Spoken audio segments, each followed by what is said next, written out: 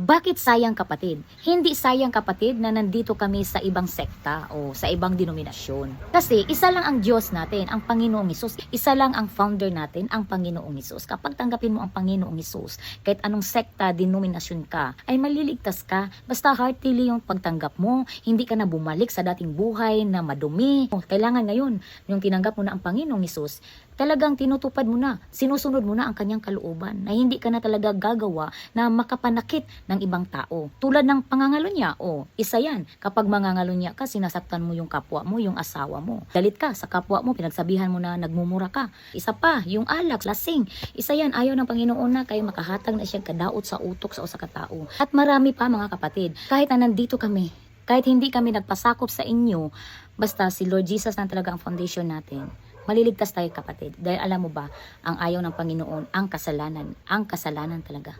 Kailangan talaga hindi na tayo gumagawa sa labag ng Diyos. At alam naman natin, kapag tinanggap natin ang Panginoong Hesus, ay hindi na tayo guilty sa ginawa nating kasalanan. Dahil nga nahugasan na tayo sa kanyang hamili na dugo.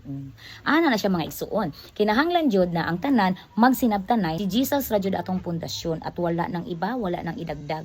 At saka, kapag tinanggap mo ng Panginoong Hesus, kailangan yung buhay mo iba na ngayon kaysa noon.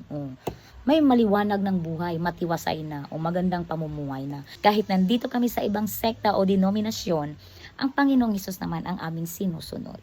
Ganun lang. God bless.